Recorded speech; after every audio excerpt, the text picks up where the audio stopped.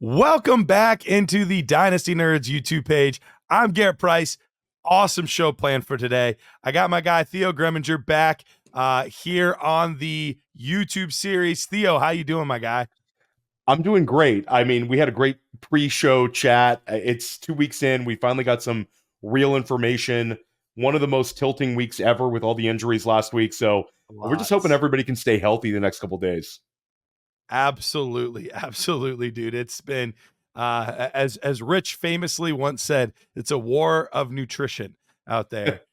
So we'll but what we're gonna do today is I've made some fairly big updates in spots in my rankings, and I want to run them by you. And if you've ever, remembered the old what would it be, a fairy tale, I guess you would say, of Goldilocks and the Three Bears. She says, this is too hot, this is too cold, but this is too right, or this is just right. It's kind of that kind of vibe. Like, am I a little too high? Am I a little too low? Or is it just right? So Theo, you are my scale today to figure out where I need to be, my man. You ready? I'm ready. Let's rock. All right, let's go with, I think wide receiver is the one that has been altered and changed the most for me. And I have officially moved two rookies, Marvin Harrison and Malik Nabers, both inside of my top five. So if you're doing the math at home, most people have a solid Justin Jefferson, CeeDee Lamb, Jamar Chase, and Amon-Ra St. Brown inside their top five. So that means one of them has to move out. I bumped Jamar Chase down to 6 to squeeze those two in. So Theo, too high, too low, just right.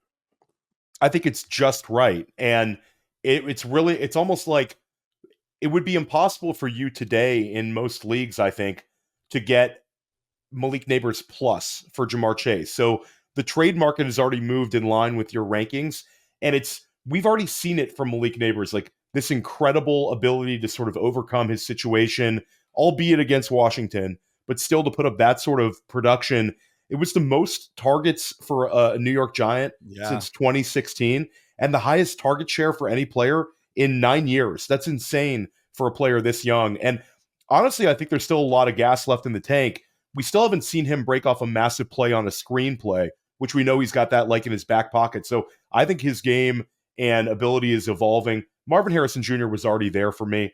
Malik Nabers is certainly the one who's risen the most. And yeah, I mean, I think it's Chase kind of makes sense to drop down. You saw that massive spike week out of Amon-Ra St. Brown. He showed that he can give you a sun god like performance, even with Jameson Williams sort of ascending. Laporta's sort of been the odd man out there, but certainly not the sun god. So yeah, I mean, it's a champagne problem if you have any of these guys on your dynasty roster right now, because they're all really, really valuable. Absolutely. Yeah. And the wide receiver position, man, there's just so much up and down. There's so much young talent at the position right now. And you look into how it's been historically low as far as passing touchdowns go, so that the guys that have eaten have really moved up, and the guys that haven't, unfortunately, seem to be moving down a little bit. But we want to be careful not to be too reactionary. So tell me if this one is or isn't. I now have Rashee Rice inside of my top 12. I have him at 12 at the moment. And honestly, I'm considering moving him all the way up to 10. So Theo, would 10, we'll go with 10. Too high, too low, just right.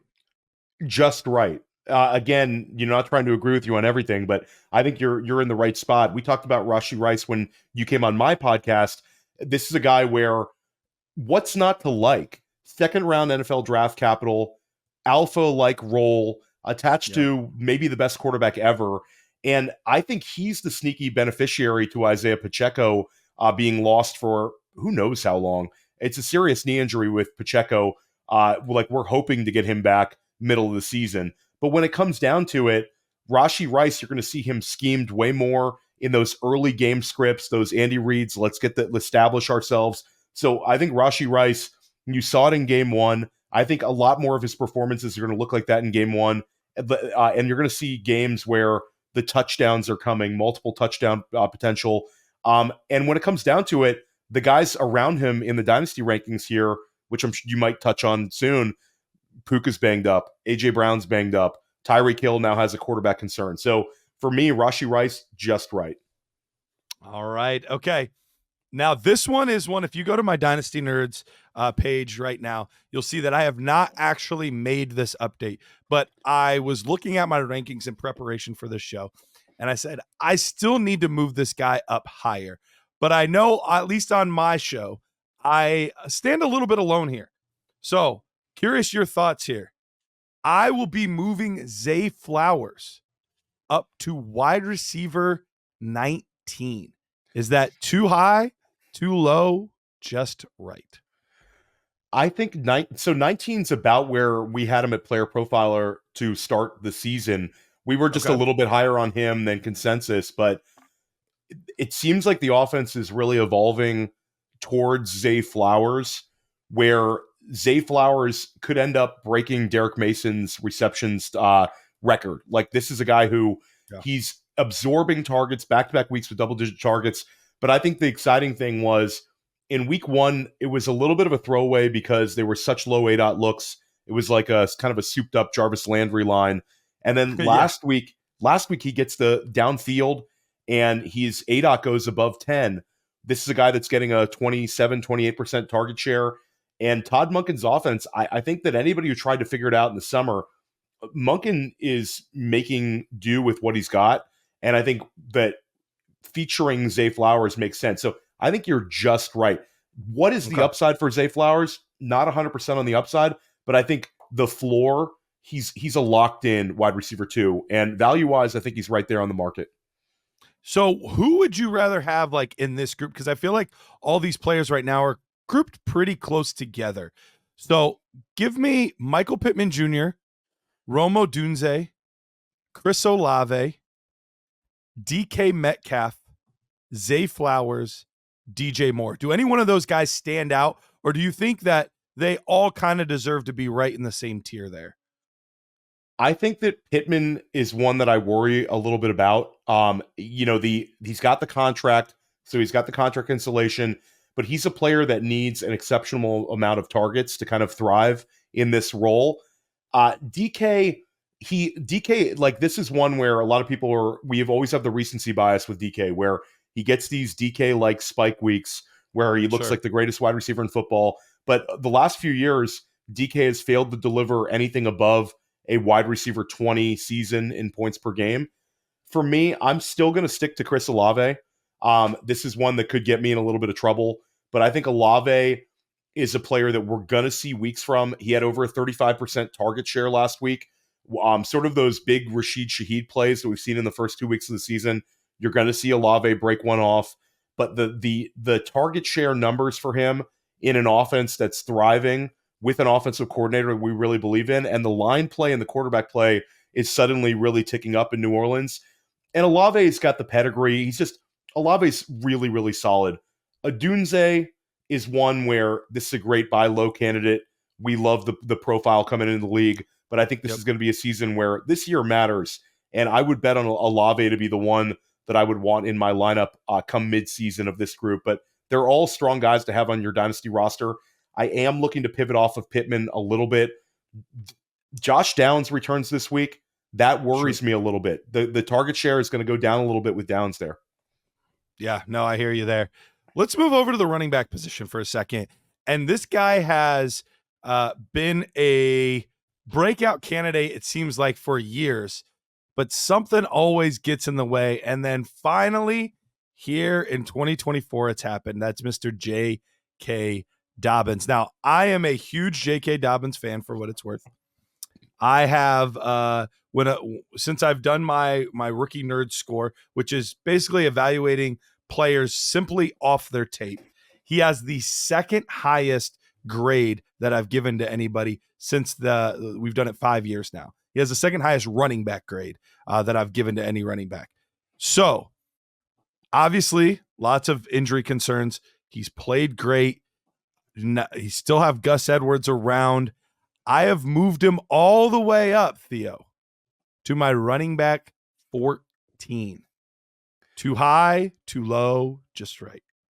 14 seems a little high for me. To add some context, it's so difficult when we get to like the running back twos in Dynasty right now. So hard. It's really, really difficult. And nobody wants to just grab the bull by the horns and ascend. In fact, we have a lot more situations where we're sort of worried about the player, but I love your aggressiveness on Dobbins. I'll give you a big hat tip. When we talked about dynasty moves on my podcast, you talked about buying J.K. Dobbins, and I actually bought a J.K. Dobbins share last week, and I traded Kendre Miller and a 2025 second to get J.K. Dobbins, and I might get a running back one season out of it.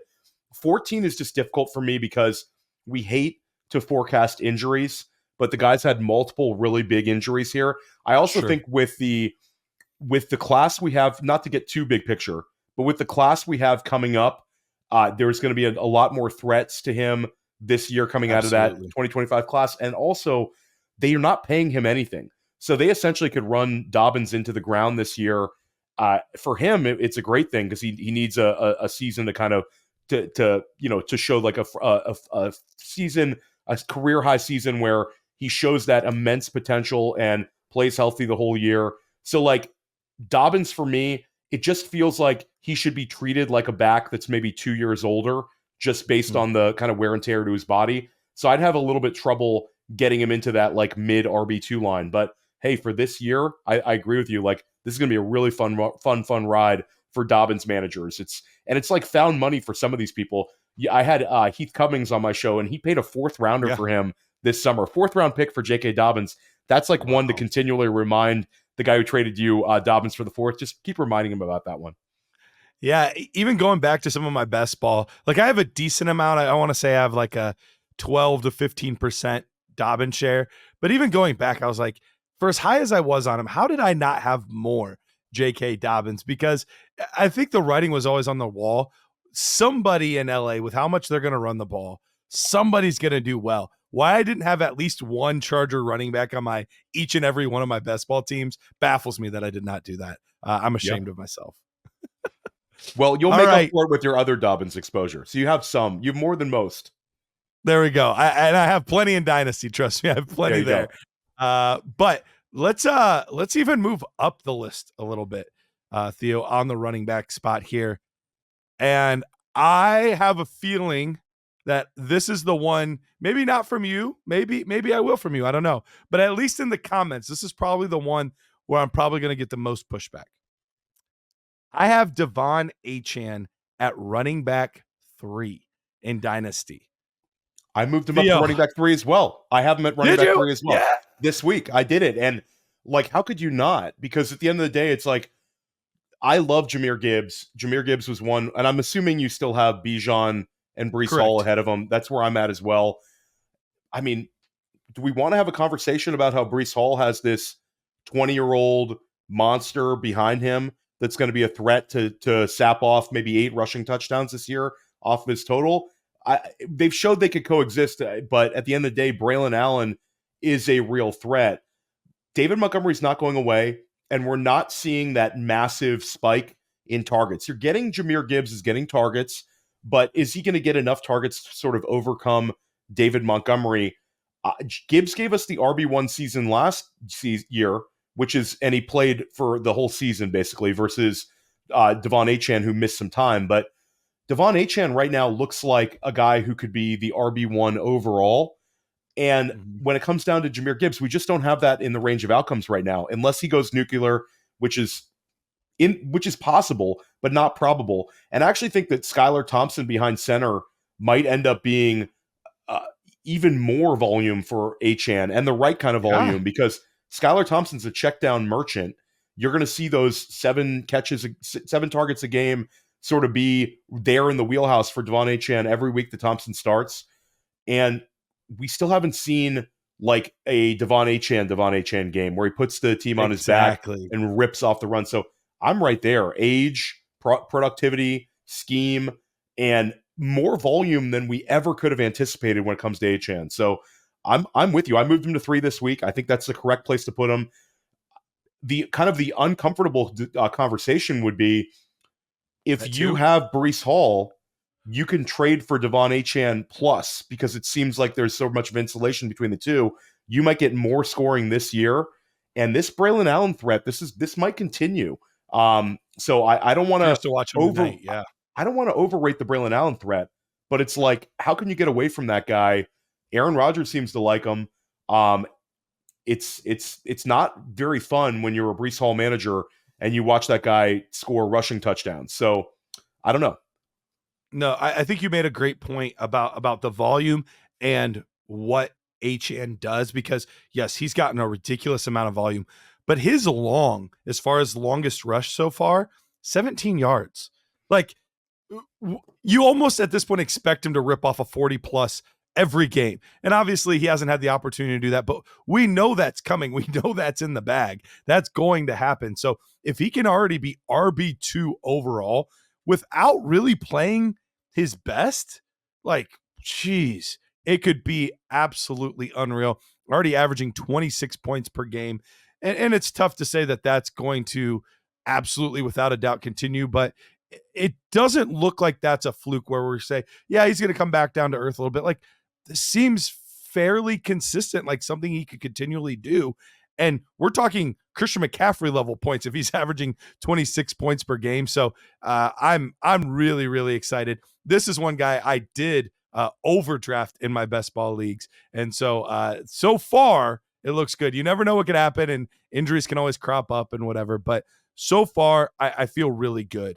I just want to mention this one because I think this is very, very quickly become consensus, which seems wild, but I did move Brock Bowers to tight end 1 overall. Is that too reactionary with after having a full season on Laporta and everything Kincaid showed us in McBride and all these guys? Like, is that too reactionary? Because everything I see out of Bowers looks absolutely legit. The targets, the usage, how he's performing, like, it all looks legit. We talked about this together this summer, and we were sort of there where you can comfortably trade a Laporta or a McBride in a trade to get Bowers. Now it might be the other hand, on like turn the tables around, where that's almost an impossible trade for you to make because dynasty managers know what they have in Brock Bowers.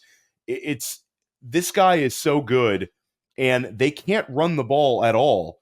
So he's going to have the expectation of a high number of targets and potential for spike weeks as well. You also have you brought up Amon-Ra St. Brown, you brought up Marvin Harrison, where those guys are attached to Trey McBride and Sam Laporta.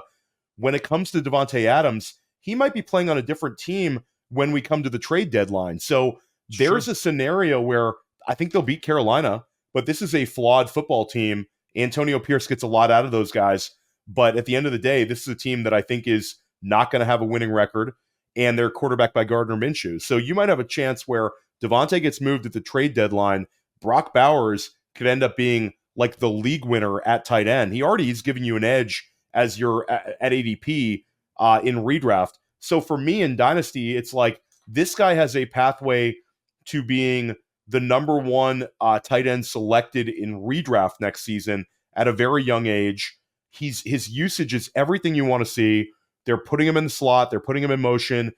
And he's just it's big Jordy Nelson playing tight end. It's a dream scenario for us as fantasy managers. So Laporta, I think he'll get it together. But right now he's got like a 10% target share.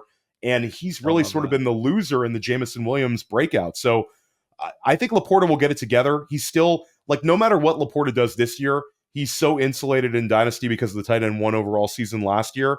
But at the end of the day, Brock Bowers was drafted a lot higher than he was. Brock Bowers is a better player than him in college. And Brock Bowers is in a situation to become the number 1 target on his team. So I think you're spot on. These are very strong corrections in your rankings. These are I think we're on point with each other right now today. It's a great one.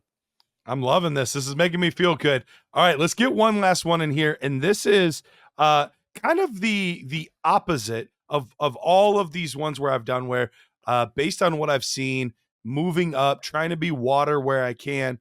This is one where maybe I'm still a stick in the mud. So, Theo, I get it. This team runs the football a lot. But this is still a very young quarterback that I think they're going to add weapons to. So, am I being too stubborn still having Justin Herbert as quarterback 6 in my dynasty rankings? I think you're being way too stubborn with this one. Okay. Herbert, talent-wise, is there, but you already kind of spoke it into existence with the Dobbins at running back 14. The reason you get a guy like J.K. Dobbins up to running back 14 is because this coaching staff is just not doing Herbert any favors. And just as like it's a thought process. When you go into your leagues right now, people listening to this podcast who play redraft, if you're in a deep format and you go check on the waiver wire, you're going to see Justin Herbert actually on redraft waiver wires. And that's not just because he's a little bit banged up. It's because this guy Harbaugh has sort of taken the edge out of the passing game there. Lad McConkey looks like a fine player.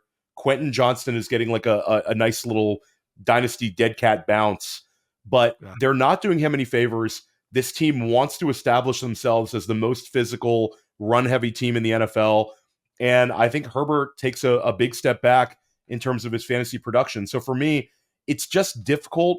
The one thing that he has is he's a very talented football player and a player that we anticipate will have a long, long, long NFL career. So you're not going to have to worry about churning the quarterback position on your dynasty roster. But at the end of the day, I think you might get more purgatory type seasons out of him than spike seasons. So I'm a little worried about him. I think that he's a little bit more of a low end QB1 than high end QB1 at this point in the dynasty rankings. Love it, Theo. All right. Well, Theo, thank you so much for coming on, having this rankings discussion with me. Remind the good folks like what you're working on, what you're doing, where they can find you on all your socials, all the good stuff. Yeah, you can find me on Twitter at the OG Fantasy. You can find most of my work over at Player Profiler, including Dynasty Life. Garret was my guest last week over there. That's my Dynasty podcast. And I started a new podcast with Scott Barrett of Fantasy Points. We're doing that over on the Fantasy Points channel called School of Scott every single week. Waiver wire help. I have the longest waiver wire article in the industry for your redraft needs this year, available at Player Profiler. And yeah, this was a blast. Thanks for having me on, Garret. You guys keep crushing it over here at Dynasty Nerds. Absolutely. Thank you, man. Well, appreciate you guys watching, tuning in. Reminder, always good content coming out almost daily. We have stuff coming out for you guys to watch. So stay tuned to our YouTube channel, to our podcast, all the things that we have going on. We appreciate you, and we'll see you next time.